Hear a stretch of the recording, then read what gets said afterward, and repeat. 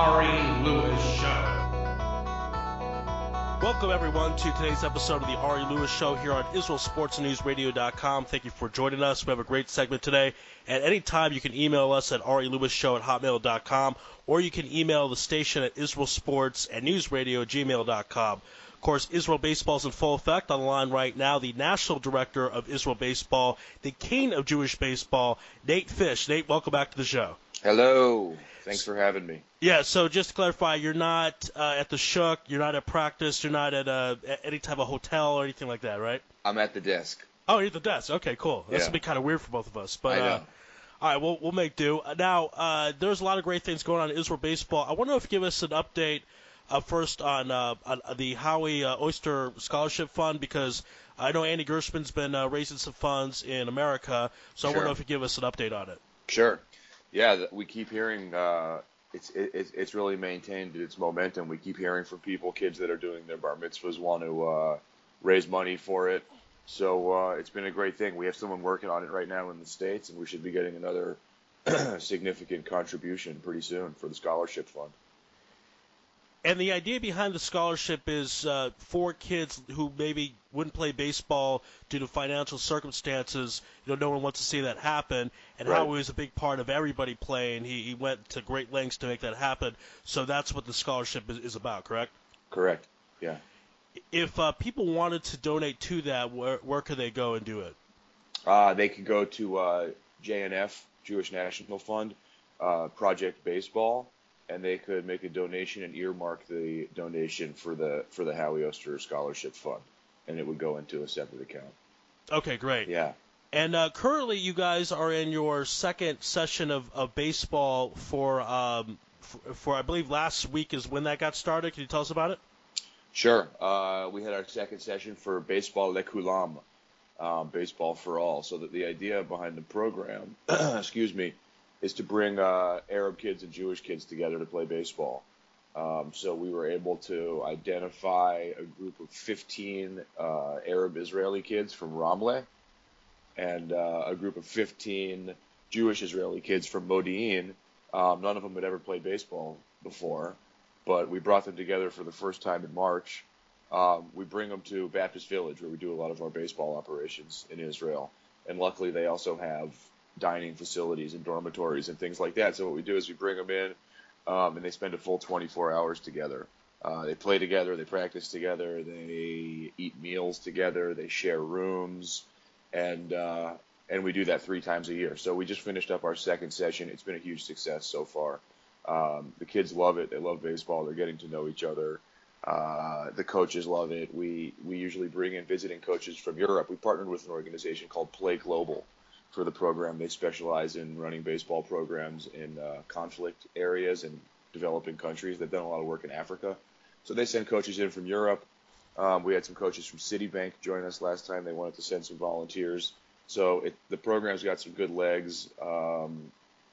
People from the outside seem to like the program. The kids from the inside love the program. We have the final session in October. So that'll be 3 times with this group of kids, and then we'll try and roll it over next year and identify 2 new groups of players and 2 new areas to do it again. So you guys do this 3 times a year. How long have you been doing this for? And I'm also curious of the brainchild behind it, who came up with it, because it's a very interesting idea. Yeah. This is the first year we've done it. So, we've started a lot of new programs in the last 2 years. So this is the first time we've done it. It was a major undertaking, just trying to find kids and parents and families and principals to get on board with this thing, because we didn't have an existing program. It was just an idea at first. So we had to find some willing parties, let the kids miss a day of school, things like that. So it was a lot of work to get the thing up and running. Originally, Tom Gillespie, who's he's an international scout for the Pittsburgh Pirates, and he's also the executive director of Play Global, called me, and we have some mutual friends. He called me, and he sort of said that he wanted to do a program in Israel. Now, this is something we've wanted to do for a long time, but he sort of gave us the kick in the butt that we needed to get it going, and said that he was ready to join us. So it was, it's something that I think an idea that people have been kicking around for a while.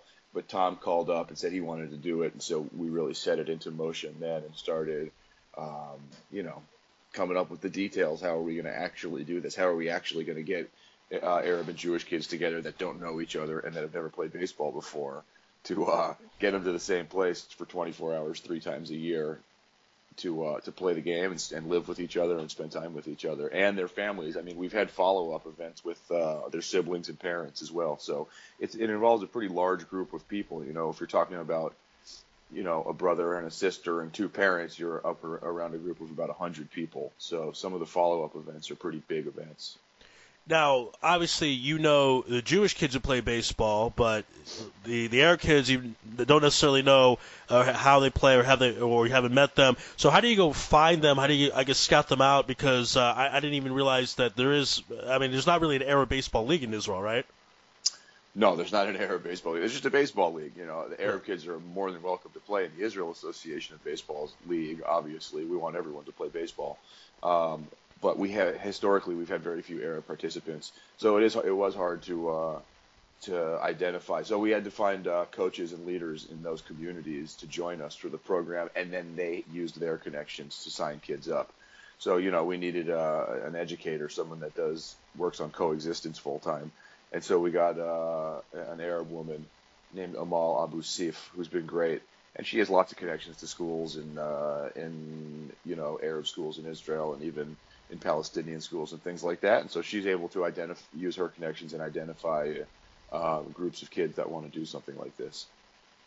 Again, it's such a great idea because, you know, kids are so innocent. They're kind of above really all the politics involved in life and involve anything that would be a type of conflict.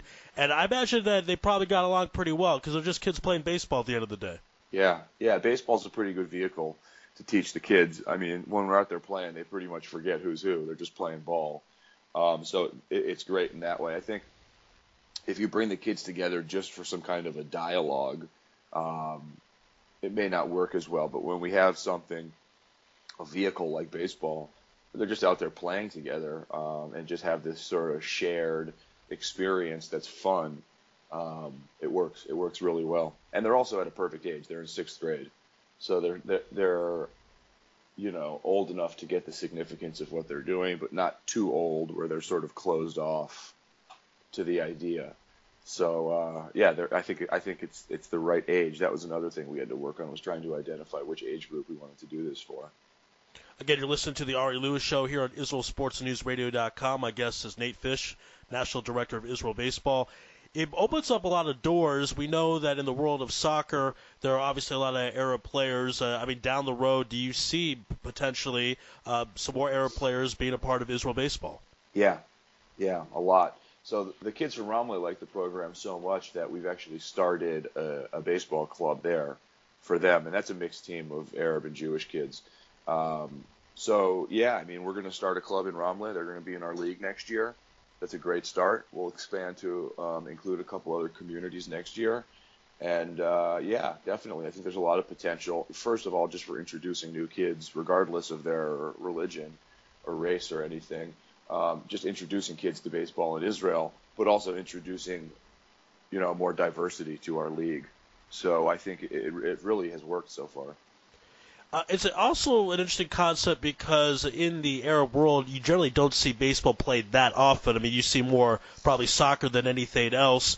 How do you go about teaching kids that maybe have never watched a baseball game on TV before or maybe never played a game, even if they're 12? You know, us Americans, by the time we were 12, we've been playing baseball probably 7 years, you know, a lot in many situations. So tell us about that difference, that aspect. Yeah. You know, the kids don't really have a mental image of the game, so if you give them a baseball bat, they don't know how to get into a batting stance necessarily. You just have to have watched a couple baseball games to have an idea of what that should look like. These kids don't really have that, but at the same time, they're really enthusiastic. They're not, you know, standoffish at all. They get right in there. They love it. They want to learn. So on one hand, they don't have like a model for baseball that they've seen before to imitate, but they're super enthusiastic. I mean, every one of them, they love getting out there and doing it. So once they have that sort of passion for the game, now you can show them some baseball games and you can start to teach them some of the technical stuff of the game. But it's always about having fun first. no one's going to take the time to learn how to play the game unless they already like it. So we're just trying to, give them a fun baseball experience to identify with. And then if they really become serious about the game, we can teach them some of the technical stuff, some of the mechanical stuff that'll help them be better. But I think that really comes later. For now, we're out there just setting up the bases, splitting up into teams and playing baseball games and slowly introducing them to the rules of the game. We do we play with modified rules. So at first they get the ball, they just throw it back to the pitcher. We're not throwing it around the infield and recording out to bases and things like that. And then slowly, inning by inning, we introduce them to the rules of the game. Also, what I'm curious about, thinking about things down the road, I know Peter's come on the show and talked about when you guys go on tournaments, if there's a game on Shabbat and some of the players are Shabbat, obviously they don't have to play. And I'm curious if you have a situation with Muslim players, let's say the game's on Friday evening, which is their Sabbath, or other religious combinations that might have to be made. I know that might be way down the road, but I just want to know if there's been any discussion about that at all. No, we haven't actually talked about it. I mean, obviously we'll honor whatever religious obligations people have. It is an issue for us because we have tournaments overseas, and some kids don't play on Shabbat. So it's always been an issue. So we're already sort of good at handling that, and I'm sure we could make that adjustment. Just if it was a different day or something like that. So no, we haven't gotten there yet. We'll cross that bridge when we come to it, I guess. Again, this is the Ari Lewis Show here on IsraelSportsNewsRadio.com. A few more minutes with Nate Fish, King of Jewish Baseball, the national director of Israel Baseball. And you've been the national director for a few years. Everything seems to go pretty well so far. Any particular goals you want to accomplish this year that's really on your mind and you want to get done? Sure. A lot. But we're going to the European Championships. The senior national team, the team that I play for, is going to the European Championships, the B pool in Vienna, Austria, July 27th to August 3rd. So if we can win that thing, we go up to the A pool with the big boys, with Italy and Germany and Holland and Spain and some of the larger European countries. And we got honestly, we got a good shot this summer. We're sending a good team over there, and it would be a great accomplishment for Israel baseball if we can get up to the A pool. So that's a pretty immediate opportunity that we have to make some noise in the international baseball community and bring home another championship. We won the C pool last year. If we can win the B pool this year, we'll move up to the A pool for next year. All right, and if people listen, if they want to get involved in Israel baseball anyway, if they want to play, they want to umpire, if they want to donate, the Howie's Fund again, tell everybody where they should go. Sure. First of all, like the IAB, Israel Association of Baseball, on Facebook. Visit www.baseball.org.il or check my blog, kingofjewishbaseball.com.